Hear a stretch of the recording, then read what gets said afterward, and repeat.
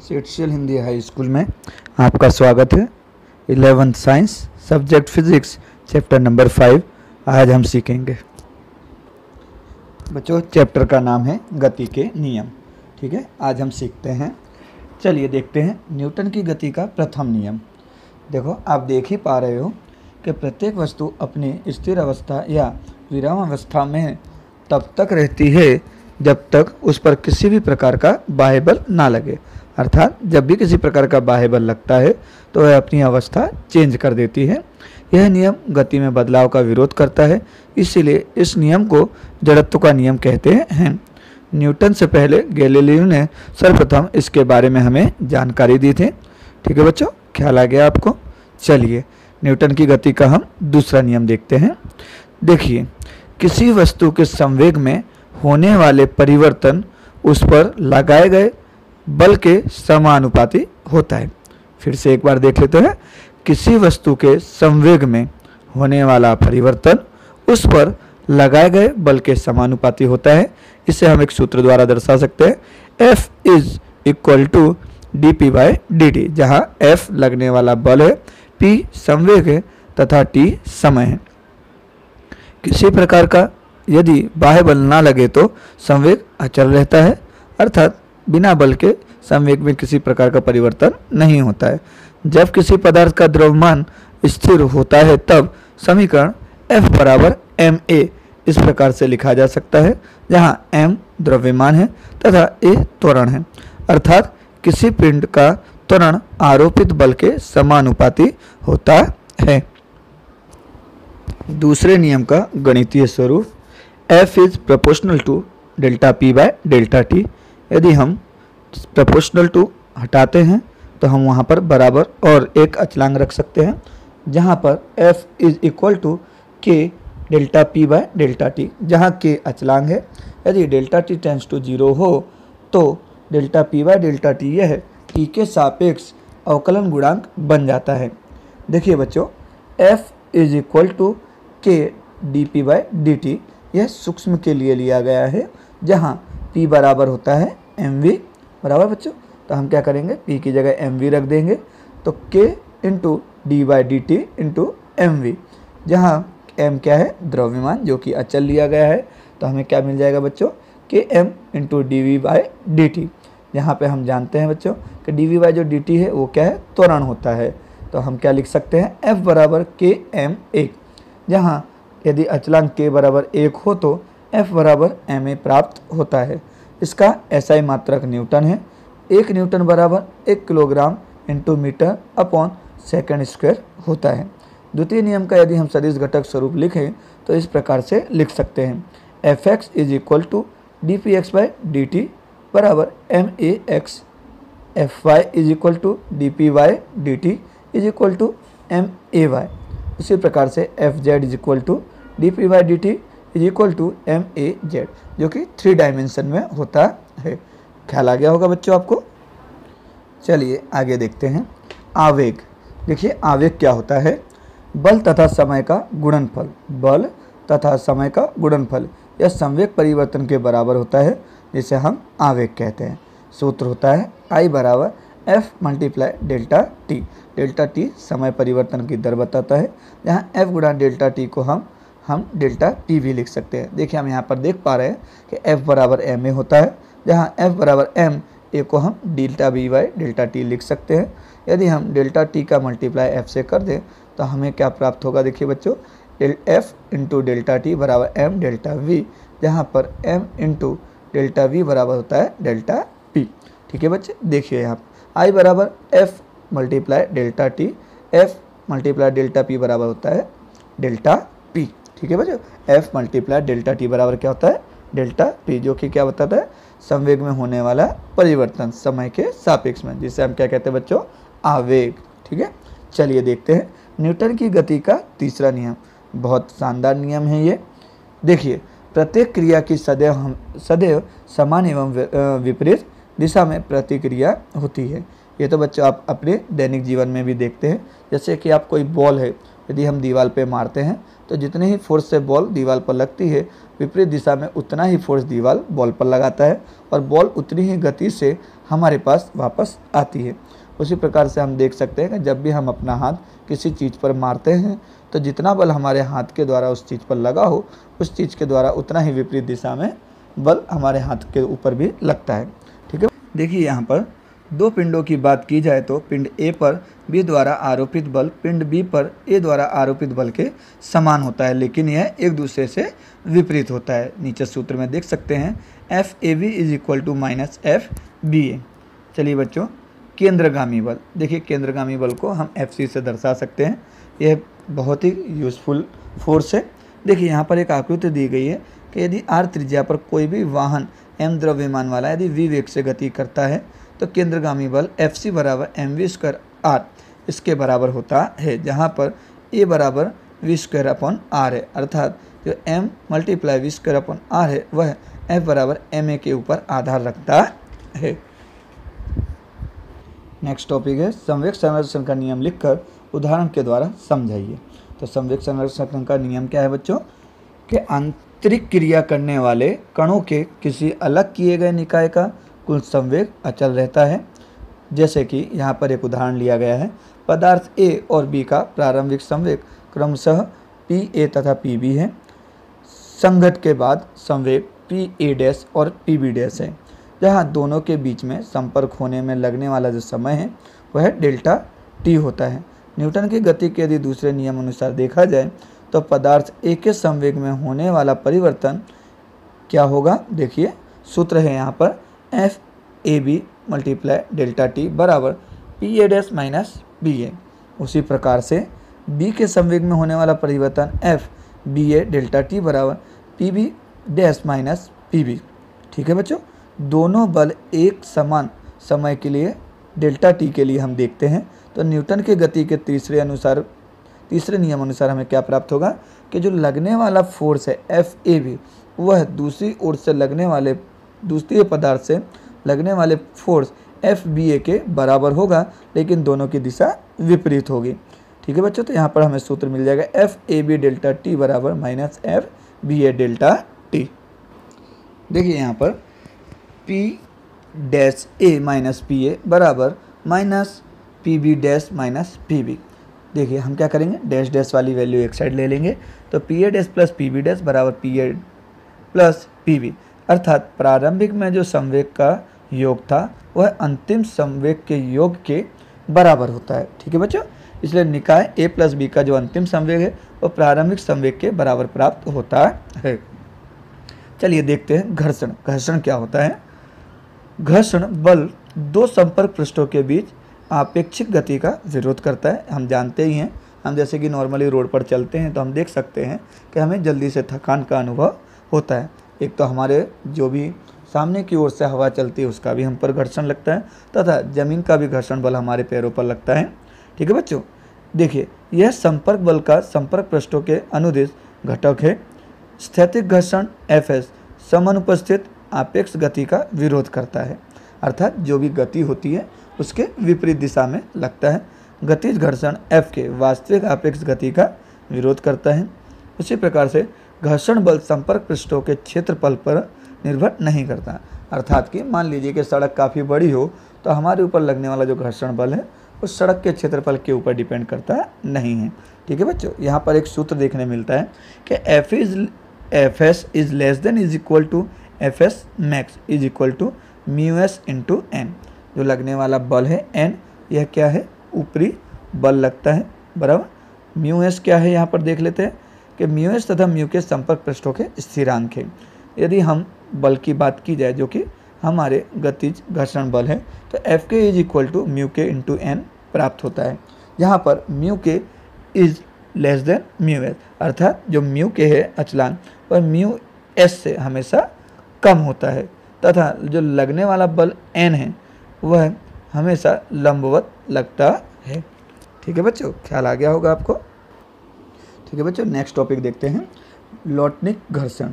देखो लौटनिक के नाम पर ही आपको ख्याल आ जाता होगा, लौटन, लौटन मतलब लुढ़कना। ठीक है बच्चों, लौटनिक अर्थात क्या होता है, लुढ़कना। जब पदार्थ पर बाह्य बल लगे तथा पदार्थ फिसलने की जगह घर्षण कम हो तथा लुढ़कन करे तो पदार्थ का कोई एक बिंदु ही सतह के संपर्क में रहता होगा।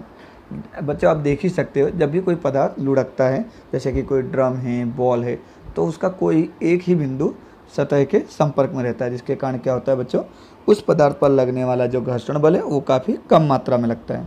इस गति को जो अवरोधित करता है उसे लॉटनिक घर्षण कहते हैं। इस घर्षण में ऊर्जा कम मात्रा में क्षय होती है।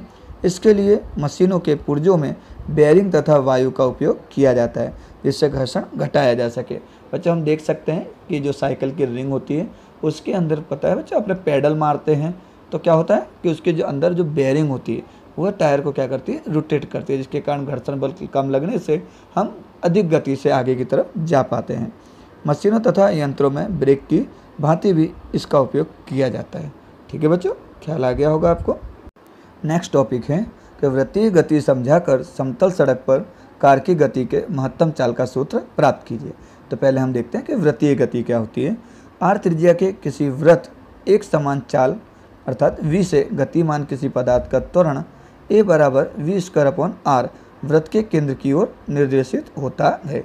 अर्थात कोई पदार्थ यदि r त्रिज्या से गतिमान हो और उसका जो वेग हो अर्थात चाल हो वह एक समान हो, तो इस प्रकार की जो गति होती है वृत्ताकार मार्ग पर उसको हम वृत्तीय गति कहते हैं। ठीक है बच्चों, देखिए इस पर जो केंद्रगामी बल लगता है उसका सूत्र है Fc = mv²r, जो कि v²/r बराबर क्या है, त्वरण a। ठीक है बच्चों, किसी क्षैतिज सड़क पर कार को वृत्तीय मोड़ लेने के लिए आवश्यक अभिकेंद्र बल घर्षण बल प्रदान करता है। देखिए बच्चों, हम पता है रोड पर साइकिल चलाते हैं, जब कोई टर्निंग आता है तो हम क्या करते हैं, अपनी साइकिल को थोड़ा सा मोड़ते हैं, लेकिन फिर भी हम गिरते नहीं हैं। उसका कारण क्या होता है कि जो घर्षण बल है वह हमारे अभिकेंद्रित बल को पूरा करता है। ठीक है, देखिए अब हमें क्या करना है, एक चाल का सूत्र प्राप्त करना है, जिसके लिए हम क्या करते हैं, एक छोटी सी आकृति देख लेते हैं। देखिए समतल सड़क पर कार की एक गति की आकृति दर्शाई गई है, जिसके ऊपरी दिशा से एक बल लग रहा है जिसे हमने एन के द्वारा दर्शाया गया है। नीचे की ओर एक बल लग रहा है mg, जो कि गुरुत्वाकर्षण बल हम जानते ही हैं बच्चों, नीचे की ओर लगता है, तथा एक सरफेस का जो बल है वो f के द्वारा दर्शाया गया है। अर्थात कार का जो भार है वह mg बल लगा रहा है, अभिलंब जो बल है वह n बल लग रहा है, तथा जो घर्षण बल है उसको f के द्वारा दर्शाया गया है। ऊपर की दिशा में कोई त्वरण नहीं है, इसके लिए हमें क्या प्राप्त होगा, n - mg = 0, अर्थात ऊपर तथा नीचे की तरफ लगने वाला जो बल है उसका मान समान होगा, इसलिए n बराबर mg, हमें समीकरण 1 प्राप्त हो जाता है। घर्षण बल F is less than is equal to μs × n, मतलब जो कि घर्षण बल है वह μs और ऊपरी दिशा से लगने वाले बल से छोटा या बराबर हो सकता है, तथा F = mv²r, जो कि केंद्र बल है। तो हम क्या करेंगे, F = F, इसको हम FC के द्वारा भी दर्शा सकते हैं। देखिए बच्चों, दोनों बलों का हम तुलना करते हैं, तो दोनों के मान रखेंगे mv²/r बराबर μs × n, जहाँ n बराबर क्या है, mg, जो कि हम समीकरण 1 पर से देख सकते हैं। उसका मान रखने पर mm कट जाएगा तथा v²r बराबर μs × g प्राप्त होगा। यदि हम v को कर्ता बनाते हैं तो v² बराबर μs × rg प्राप्त होगा। यदि हम इसी चाल को महत्तम में लिखना चाहें तो Vmax बराबर क्या होगा, μs × rg, जो कि वर्ग है, उसको हम क्या करेंगे, सामने की तरफ वर्गमूल में दर्शा सकते हैं। तो हमें अंतिम सूत्र प्राप्त हो जाएगा Vmax बराबर √μs × rg। ख्याल आ गया होगा बच्चों आपको। ढाल वाली सड़क पर कार की गति हमारा नेक्स्ट टॉपिक है। तो देखिए बच्चों, यहाँ पर एक ढाल वाली सड़क दर्शाई गई है, जिसमें चौरस बॉक्स के द्वारा एक हमने कार दर्शाई। देखिए कार पर जो ऊपरी दिशा से जो बल लगता है उसको हमने n के द्वारा दर्शाया गया है, तथा नीचे की तरफ जो उसका भार का बल लगता है mg, उसको हमने नीचे की दिशा में दर्शाया गया है, तथा जो भी उसका सरफेस बल है उसको हमने f से दर्शाया गया है। ठीक है बच्चों, अब देखिए इनके जो एंगल हैं वो थीटा बन रहे हैं। अब हम क्या करेंगे, n के 2 सहगुणक ले लेंगे। देखिए n cos थीटा बराबर, और देखिए यहाँ पर n sin थीटा। देखिए बच्चों, उसी प्रकार से जो लगने वाला f है, जो कि सरफेस बल, यदि हम उसके 2 सहघटक ले तो हमें x अक्ष पर क्या मिल जाएगा, f cos थीटा, उसी प्रकार से नीचे की तरफ हमें मिल जाएगा f sin थीटा। चलिए बच्चों, हम इसको थोड़ी गहराई में सीखते हैं कि कार पर 3 प्रकार के बल लग रहे हैं। पहला, वाहन का खुद का वजन mg, दूसरा लंबवत बल जो कि n है, और घर्षण बल f। ठीक है बच्चे, ऊपर की दिशा में प्रवेग 0 होने से क्या प्राप्त होगा, देखिए हम इनके सहघटकों के साथ ले लेते हैं। n cos थीटा बराबर mg plus F sine theta. नीचे के जो दोनों पदों का हमने क्या किया है, योग कर दिया, क्योंकि ऊपर के द्वारा जो लगने वाला बल है एन कॉस थीटा इन दोनों के योग के बराबर लग रहा है। देखिए बच्चों, हम क्या करेंगे, mg को कर्ता बना लेते हैं। तो mg बराबर N cos theta minus F sine theta.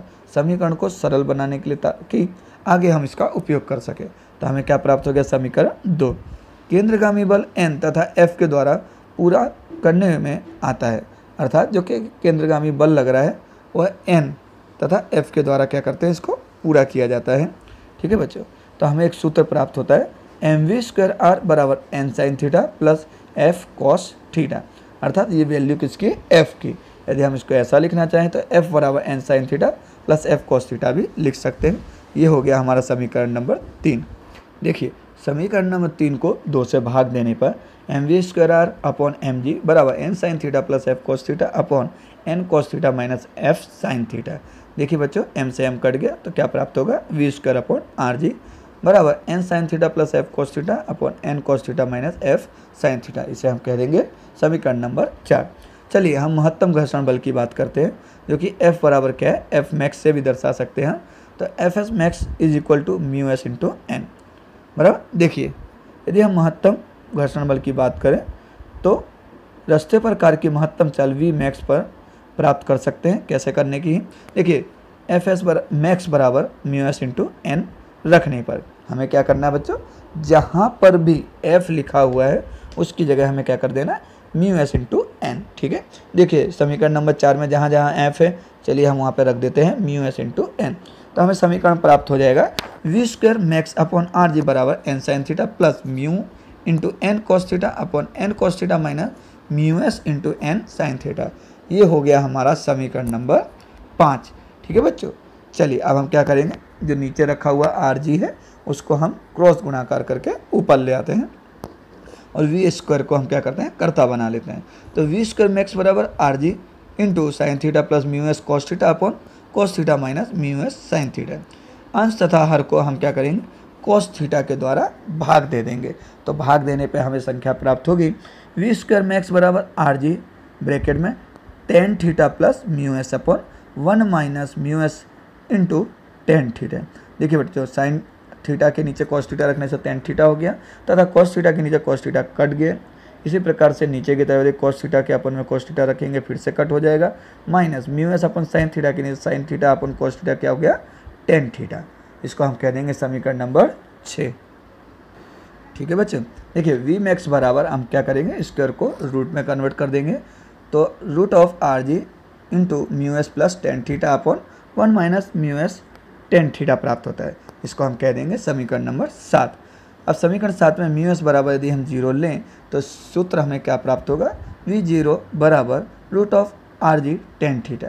यदि v is less than v0 हो, अर्थात जो शुरुआती वेग है उससे अंतिम वेग का मान कम हो, तो घर्षण बल ढाल पर ऊपर की तरफ लगता है। यदि tan theta is less than equal to mu s हो तो ही कार को हम ढाल वाली जगह पर पार्क कर सकते हैं। देखिए बच्चों, ये नीचे की जो लाइन है tan theta is less than equal to mu s, ये काफ़ी बार 1 मार्क्स के क्वेश्चन में पूछा जाता है, इसको याद रखिएगा। ठीक है बच्चों, चलिए नेक्स्ट टॉपिक देखते हैं। हमारा नेक्स्ट टॉपिक है न्यूमेरिकल्स। ठीक है बच्चों, चलिए हम न्यूमेरिकल देखते हैं। पहला न्यूमेरिकल है 5.5, जहाँ पर हमें बल दिया गया है जो कि प्रति त्वरण के रूप में है, अर्थात विपरीत दिशा में लग रहा है। F बराबर -15 न्यूटन ले लेंगे, द्रव्यमान 20 किलोग्राम तथा यहाँ पर म्यू का मान दिया गया है 15 मीटर प्रति सेकंड, जो कि यू क्या है, प्रारंभिक वेग है। अंतिम वेग बराबर 0 दिया गया है। अब हमें इसमें क्या करना है, लगने वाले समय का मान ज्ञात करना है। तो सबसे पहले हम क्या करेंगे, F बराबर एम ए पर से त्वरण निकालेंगे। ए बराबर F अपॉन एम यदि हम मान रखते हैं तो हमें प्राप्त होगा 2.5 मीटर पर सेकंड स्क्वायर। गति का यदि हम सूत्र लें v बराबर u प्लस ए टी पर से हम क्या करेंगे, मान रख देंगे v बराबर 0, u बराबर 15 प्लस हमें जो a प्राप्त हुआ है -2.5 इंटू टी, जहाँ पर हमें प्राप्त हो जाएगा 15 माइनस 2.5 इंटू टी। यदि हम 15 को दूसरी दिशा में ले जाते हैं तो -15 equal to -2.5 into T, minus से माइनस कट हो गया, और 2.5 से यदि हम 15 को डिवाइड करें तो टी बराबर 6 सेकंड प्राप्त होता है। ठीक है बच्चों, चलिए नेक्स्ट न्यूमेरिकल है 5.6, जिसमें 3 किलोग्राम द्रव्यमान दिया गया है। प्रारंभिक वेग 2 मीटर पर सेकंड है। अंतिम वेग 3.5 मीटर पर सेकंड तथा लगने वाले समय का मान है t बराबर 25 पर सेकंड। हमें इसमें क्या देखना है कि पदार्थ की गति की दिशा में जो बल लगता है वो किस प्रकार से लग रहा है। ठीक है बच्चों, चलिए, और जो बल लगता है तो उसके कारण त्वरण में किस प्रकार का परिवर्तन देखने मिलता है। तो देखिए बच्चों, सूत्र पर से v बराबर u प्लस ए टी, यहाँ पर a बराबर v minus you upon T यदि हम मान रखते हैं तो हमें प्राप्त होगा 0.06 मीटर पर सेकेंड स्क्वायर, मतलब त्वरण में परिवर्तन देखने प्राप्त होता है। यदि हम f बराबर ma में अब ये त्वरण का मान रख दें तो पदार्थ पर लगने वाले बल का मान ज्ञात कर सकते हैं। तो f बराबर ma, द्रव्यमान हमें ऑलरेडी दिया गया है 3 किलोग्राम तथा 0.06 हमें त्वरण मान प्राप्त हो जाता है। तो लगने वाला बल का मान है 0.18 न्यूटन कि पदार्थ की गति की जो दिशा में बल लगता है, क्योंकि उसी के कारण से उसके वेग में परिवर्तन हो रहा है। ख्याल आ गया होगा बच्चों आपको। नेक्स्ट न्यूमेरिकल 5.10 कि दक्षिण से उत्तर की तरफ की दिशा को हम क्या ले लेंगे, धन लेते हैं। देखिए बच्चों, यहाँ पे प्रारंभिक वेग दिया गया है 10 मीटर पर सेकंड, लगने वाला बल 8 न्यूटन, लगने वाला समय 30 सेकंड तथा द्रव्यमान दिया गया है 0.40 किलोग्राम। हम क्या करेंगे बच्चों, सबसे पहले त्वरण का मान ज्ञात कर लेते हैं।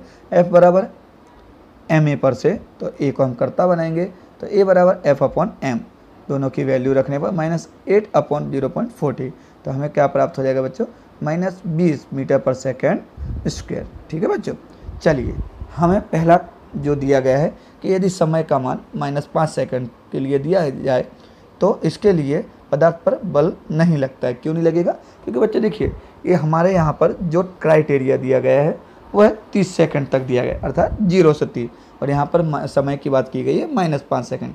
इसलिए हम क्या करेंगे, इसके स्थान के लिए एक सामान्य सूत्र ले लेंगे, x बराबर यू टी, यहाँ पर त्वरण की बात नहीं की गई है इसलिए हम इसके आगे के पदों की आवश्यकता नहीं है। दोनों का मान रखेंगे 10 × -5, तो हमें जो कि विस्थापन जो कि स्थानांतरण प्राप्त होगा -15 मीटर, बराबर बच्चों 50 मीटर प्राप्त हो गए। चलिए, दूसरी कंडीशन दी गई है t बराबर 25 सेकंड पर, यदि t बराबर 25 सेकंड हो तो कितना अंतर तय करेगा। तो देखिए बच्चों, यहाँ पर हम सामान्यतः स्थानांतरण का सूत्र यूज़ कर लेंगे, x बराबर U T plus 1/2 A T square, बराबर सभी का मान यदि हम रखते हैं तो 10 × 25 प्लस 1/2 × 20 × 25 का स्क्वायर। ठीक है, यदि हम इसको कैलकुलेशन करते हैं बच्चों तो हमें प्राप्त होगा -6000 मीटर। यदि हम इसको किलोमीटर में कन्वर्ट करेंगे तो x बराबर प्राप्त हो जाएगा -6 किलोमीटर। यहाँ पर जो माइनस है वह दिशा विपरीत दिशा दर्शाई जा रही है। ठीक है बच्चों, ख्याल आ रहा होगा आपको। चलिए, एक तीसरी कंडीशन भी दी गई है कि यदि समय 100 सेकंड हो, बराबर, तो 100 सेकंड पर किस प्रकार से विस्थापन होगा या कितना विस्थापन होगा। अब देखिए बच्चों, हमारे यहाँ पर क्या बात की गई, 30 सेकंड तक, उसके बाद फिर त्वरण में क्या होगा, परिवर्तन देखने मिलेगा। तो हम यहाँ पर देख सकते हैं t बराबर 100 सेकंड पर बल नहीं लगता, क्योंकि 30 सेकंड के बाद बल लगना बंद हो जाता है। ठीक है, तो प्रथम 30 सेकंड तक तय किया गया अंतर हमें क्या प्राप्त होगा, उसके लिए हम देख लेते हैं। ठीक है, प्रथम 30 सेकंड तक तय किया गया अंतर बराबर x1 = u2 + 1/2 A T square. देखिए बच्चों, इनकी हम कीमत रख देंगे 10 × 30 + 1/2 -20 × 30 स्क्वायर। यहाँ पर जो त्वरण का मान है हमें कितना प्राप्त हो रहा है, 20। ठीक है बच्चों, देखिए, तो हम इसका गुणाकार करेंगे और योग कर देंगे तो 8700 मीटर प्राप्त होता है। देखिए, अब t बराबर 30 सेकंड पर वेग का मान क्या होगा, क्योंकि बच्चों अब 30 सेकंड के बाद हमें क्या निकालना है, 100 सेकंड तक।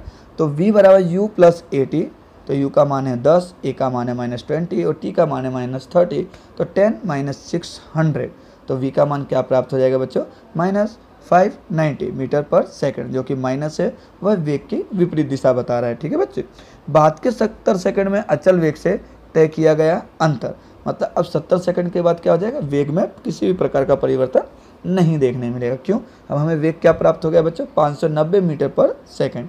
तो x2 बराबर क्या हो जाएगा, v × t, क्योंकि हमारे पास v का मान भी प्राप्त है और t बराबर हमें क्या कितना दिया गया है, 70 सेकंड। तो हमें प्राप्त हो जाएगा x2 बराबर 41,300 मीटर। ठीक है बच्चों, तो t बराबर 100 सेकंड पर पदार्थ का कुल स्थान कितना हो जाएगा। देखिए, जो x1 है और x2 है, दोनों का हम क्या कर देंगे, योग कर देंगे। देखिए, -8700 और -41,300, तो टोटल हो जाएगा -50,000 मीटर। यदि हम इसको किलोमीटर में कन्वर्ट करें तो बच्चों x बराबर 50 किलोमीटर हमें प्राप्त होता है। अब यहाँ पर जो माइनस दिया गया है वह क्या दिया गया है, विपरीत दिशा में बताया गया है कि जो कि तय किया गया अंतर विपरीत दिशा में है, इसलिए यहाँ पर x बराबर -50 किलोमीटर दर्शाया गया है। चलिए नेक्स्ट न्यूमेरिकल है 5.11, जहाँ प्रारंभिक वेग बराबर 0 दिया गया है, त्वरण का मान 2 मीटर पर सेकंड स्क्वायर है, g बराबर 10 मीटर पर सेकंड स्क्वायर है, तथा t बराबर 10 सेकंड बराबर। देखिए बच्चों, हम न्यूमेरिकल देख ही सकते हैं कि ट्रक की गति की दिशा x अक्ष पर लेने पर प्रथम 10 सेकंड के अंत में वेग कितना होगा। तो vx बराबर u प्लस at, जहाँ प्रारंभिक वेग 0 प्लस 2 × 10 बराबर 20 मीटर पर सेकंड प्राप्त होता है। 10 सेकंड से यदि 11वें सेकंड के लिए अर्थात 1 सेकंड के लिए बात की जाए तो सिरोलंब दिशा का जो वेग होगा vy बराबर u प्लस gt बराबर। देखिए बच्चों, प्रारंभिक वेग क्या है 0, g बराबर क्या होता है 10, t बराबर 1 सेकंड, जो g है वो क्या है हमारा वृत्तीय त्वरण बराबर बच्चों। ठीक है, परिणामी वेग क्या होगा, तो v बराबर √vx² प्लस vy², दोनों का मान रखने पर हमें प्राप्त होता है v बराबर 20.4 मीटर पर सेकंड। तो परिणामी वेग की जो दिशा है वो समक्षितिज के साथ थीटा कोण बनाती है। तो चलिए अब कितने का कोण बनाएगी देख लेते हैं बच्चों। tan theta is equal to vy/vx, तो 10/20 बराबर 1/2। तो थीटा का मान निकालेंगे तो थीटा बराबर tan इनवर्स 1/2। तो tan इनवर्स में 1/2 का जो मान प्राप्त होगा वो होता है 26.7 डिग्री। तो थीटा बराबर हमें कितना प्राप्त हो गया 26.60 डिग्री। तो 26.60 डिग्री का एंगल बनेगी। चलिए अब हम बी पार्ट में हमको जो मांगा गया है कि समक्षितिज दिशा में त्वरण नहीं, मात्र सिरोलंब दिशा में त्वरण है।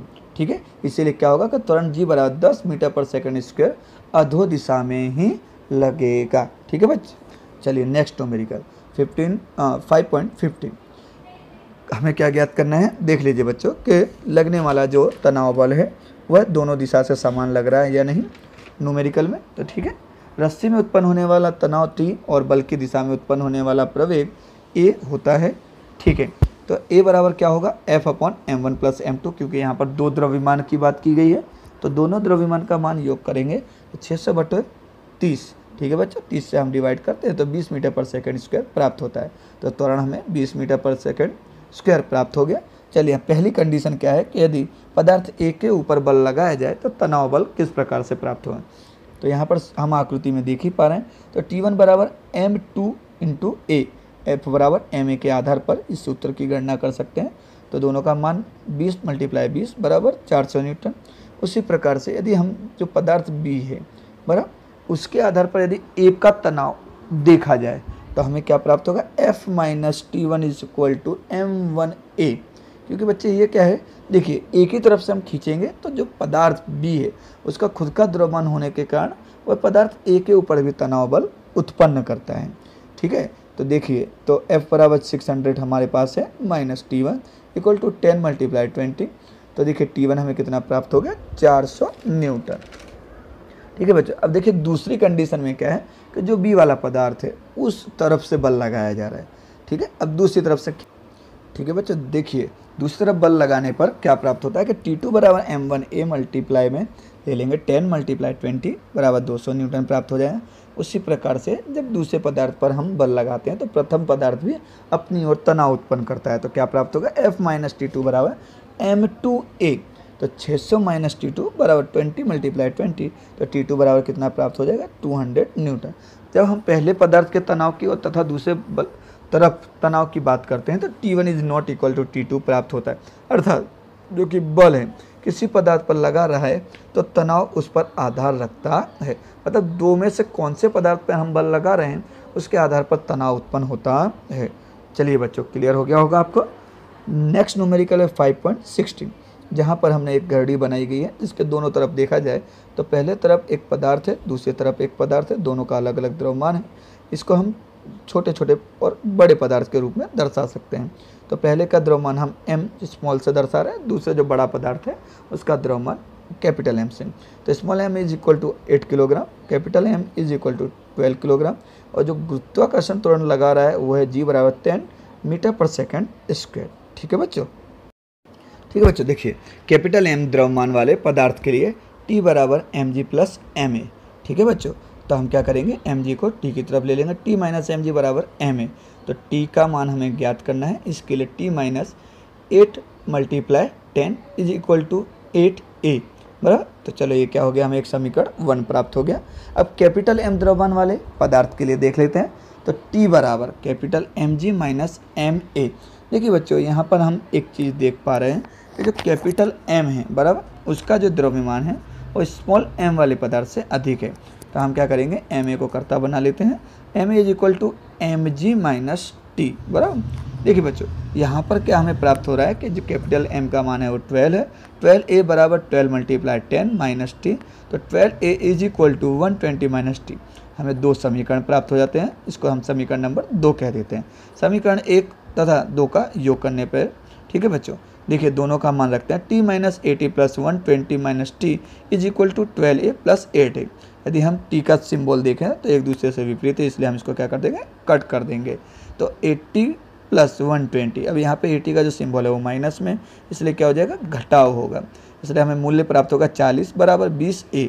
यदि हम 20 से 40 को डिवाइड करते हैं तो a बराबर 2 मीटर पर सेकंड स्क्वायर प्राप्त होता है। समीकरण 1 में a की कीमत रखने पर तो t minus 80 is equal to 8 multiply 2 बराबर 60। मतलब जो उत्पन्न होने वाला तनाव बल है वह 96 न्यूटन होगा। चलिए बच्चों, नेक्स्ट न्यूमेरिकल है 5.18। देखिए यहाँ पर 2 गोले दिए गए हैं, a तथा b, दोनों एक दूसरे से विपरीत दिशा में 6 मीटर पर सेकंड के हिसाब से टकराते हैं। ठीक है, अब हमें क्या ज्ञात करना है, दोनों के संघात तथा संघात के पहले का संवेग का मान तथा उसके बाद के संवेग का मान एक दूसरे के बराबर होता है या नहीं। तो चलिए स्टार्ट करते हैं कि एक पदार्थ का दूसरे पदार्थ पर लगने वाला जो संघात है, संवेग में होने वाले परिवर्तन जितना ही होता है। तो बॉल ए के लिए देख लेते हैं। संघात के पहले का संवेग P1 से दर्शाते हैं। P1 is equal to mv1, जहाँ पर हमारे पास m का मान 0.05 है तथा v1 क्या है 6 i कैप। आई कैप हमने इसको x दिशा से दर्शाया है, जो टकराने वाली दिशा है वो x ली गई, इसलिए हमने इसको आई कैप से डिनोटेड किया है। तो मूल्य प्राप्त होगा 0.3 i न्यूटन इंटू सेकेंड। संघात के बाद संवेग, तो इसको हम क्या करते हैं, डैश से दर्शा देते हैं। तो P1 dash is equal to mv2 बराबर, तो हम क्या करेंगे, देखिए बच्चों 0.05 मल्टीप्लाई माइनस 6 आई कैप बराबर, क्योंकि देखिए यहाँ पर जो वेग है वो दूसरे पदार्थ के लिए प्रथम पदार्थ से विपरीत दिशा में हो जाता है। इसका भी मान हमें कितना प्राप्त होगा, 0.3 I cap newton into second. मान रहेगा माइनस, क्योंकि ये एक दूसरे से विपरीत है। ठीक है बच्चों, चलिए बॉल बी के लिए संघात के पहले का संवेग P2 is equal to mv2 बराबर 0.05 मल्टीप्लाई माइनस 6 आई कैप। तो हमें प्राप्त क्या हो जाएगा, minus 0.3 I cap newton into second. अब दूसरी बॉल के लिए ही संघात के बाद का संवेग, उसको हम P2 डैश से दर्शा सकते हैं। mv2 डैश बराबर 0.05 मल्टीप्लाई 6 आई कैप। तो हमें मूल्य क्या प्राप्त हो जाएगा, 0.3 I cap newton into second. अब देखिए बच्चों, बॉल बी द्वारा बॉल ए पर जो बल का संघात लगता है तो संवेग में क्या क्या परिवर्तन होता है। डेल्टा पी ए बराबर P1 डैश माइनस P1, तो minus 0.3 I cap minus 0.3 I cap is equal to 0.6 I cap newton into second. फिर से बता दूं बच्चों, जो आई कैप है वो एक्स दिशा दर्शा रहा है। बॉल ए द्वारा बॉल बी पर बल का जो संघात लगता है तो क्या संवेग में परिवर्तन होगा। तो डेल्टा पी बी बराबर P2 dash minus P2 0.3 I cap minus 0.3 I cap, तो 0.6 I cap newton into second. देखिए बच्चों, अब डेल्टा पी ए तथा डेल्टा पी बी दोनों का मान समान ही प्राप्त हो रहा है। तो लगने वाले बल का जो आघात है वो समान दिशा, बच्चों देखिए, लगने वाला जो बल का आघात है वह इसकी दिशा विपरीत होगी तथा लगने वाला जो आघात है अर्थात बल लगेंगे वो एक दूसरे को बराबर के लगते हैं। ठीक है बच्चों, ख्याल आ गया होगा आपको। नेक्स्ट न्यूमेरिकल है 5.19। देखिए इसमें गोली की बात की गई है तथा बंदूक की बात की गई है। इसमें हमें क्या ज्ञात करना है कि जब गोली छूटती है तो बंदूक जो कि विपरीत दिशा में कितना वेग लगाती है। तो देखिए गोली का द्रव्यमान है 0.02 किलोग्राम, गोली का जो वेग है वह है 80 मीटर पर सेकेंड। बंदूक का जो द्रव्यमान दिया गया इसको कैपिटल M से दर्शा रहे हैं 100 किलोग्राम, तथा जो बंदूक का वेग है उसको कैपिटल V, जो कि हमें ज्ञात करना है। तो संवेग संरक्षण के नियम अनुसार बंदूक प्लस गोली का प्रारंभिक संवेग बराबर अंतिम संवेग बराबर। तो प्रारंभिक संवेग क्या है दोनों का, 0, क्योंकि दोनों स्थिर अवस्था में है, प्लस अंतिम संवेग की बात करेंगे तो P बराबर mv के आधार पर तो small mv plus capital M into capital V। यदि हमको क्या ज्ञात करना है, कैपिटल V का मान, तो उसको हम कर्ता बना लेंगे। तो minus small mv upon capital M, यदि हम M से भाग देंगे तो हमें क्या प्राप्त हो जाएगा, -0.016 मीटर पर सेकंड, क्योंकि बच्चों जो गोली की दिशा है बंदूक की उससे विपरीत दिशा होगी, इसलिए जो का ऋण चिन्ह है वह बंदूक गोली के वेग के विरुद्ध दिशा में गति करता है, ऐसा दर्शाया जा रहा है। ख्याल आ गया होगा बच्चों आपको। नेक्स्ट न्यूमेरिकल है 5.20। देखिए बच्चों, यहाँ पर बॉल की चाल बराबर p बराबर 54 किलोमीटर पर आवर्स दी गई। यदि हम इसको मीटर में कन्वर्ट करेंगे तो 15 मीटर पर सेकंड प्राप्त होता है। बॉल के प्रारंभिक और अंतिम संवेग के मूल्य समान हैं, तो p1 is equal to p2 प्राप्त हो जाएगा। बराबर क्या होता है बच्चों, mv। तो दोनों का मान हम गुणाकार कर देंगे तो 15 × 0.15 is equal to 2.25 newton into second प्राप्त हो। देखिए बच्चों, यहाँ पर ग्राफ दिखाया जा रहा है। इसमें क्या बताया गया है कि प्रारंभिक संवेग और अंतिम संवेग का जो परिणामी मूल्य है वह दोनों को मध्य में से द्विभाजक करता है। ठीक है, चलिए देखते हैं। P1 और P2 संवेग सदिशों के बीच का कोण 45 डिग्री है, जो कि आकृति में दर्शाया गया है। परिणामी संवेग P बराबर P1 प्लस P2, तो हम क्या कर देंगे, देखो बच्चों, P बराबर √P1 square plus P2 square plus 2P1 P2 cos theta. बराबर, ये तो हमें सूत्र पता ही है बच्चों।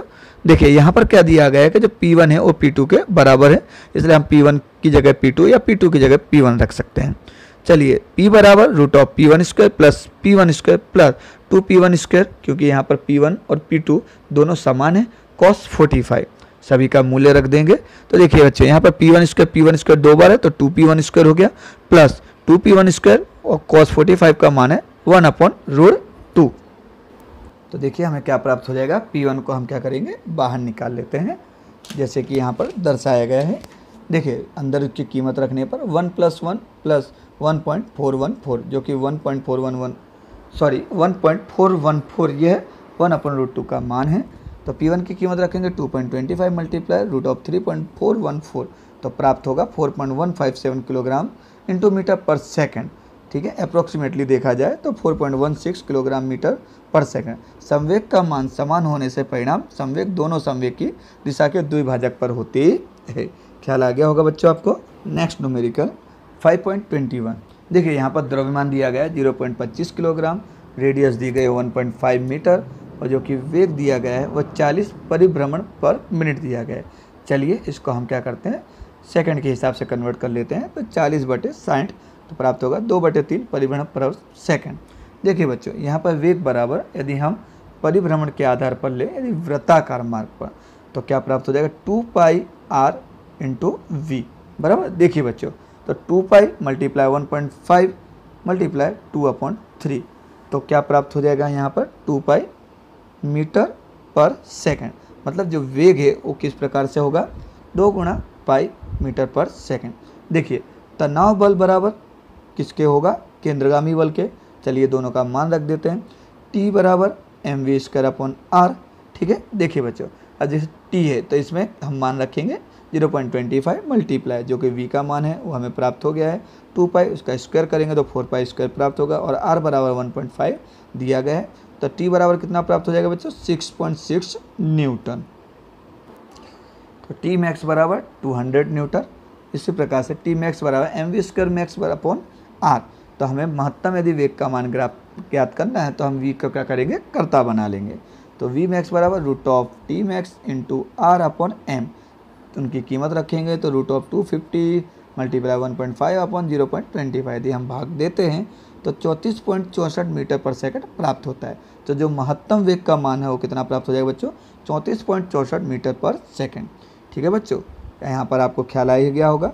सारे के सारे न्यूमेरिकल, सारी की सारी थ्योरियाँ, आशा करता हूँ आप इसे बड़ी ही अच्छी तरीके से तैयार करेंगे और एग्ज़ाम में इसका अच्छा सा रिजल्ट देंगे। कुछ आपको होमवर्क दे रहा हूँ, उदाहरण नंबर 5.3, 5.7, 5.8 तथा 5.11 ये आपको खुद करने, कुछ रिलेटेड इससे न्यूमेरिकल हैं वो मैंने आपको बच्चों चला ही दिए हैं। ठीक है, आशा करता हूँ आप काफ़ी अच्छे से सीखे होंगे तथा काफ़ी अच्छे से इसकी तैयारी करेंगे। Thank you so much. हमारे चैनल पर बने रहने के लिए धन्यवाद। आगे के नए वीडियो के लिए हमारे चैनल सब्सक्राइब कीजिए तथा शेयर कीजिए। इसी प्रकार से फिजिक्स सीखते रहिए और हमारे चैनल पर बने रहिए। हमारे चैनल को सब्सक्राइब करने के लिए आपका खूब खूब धन्यवाद। और बच्चों, नए वीडियोस के लिए आगे भी हमारे चैनल को सब्सक्राइब तथा शेयर करते रहिए। धन्यवाद।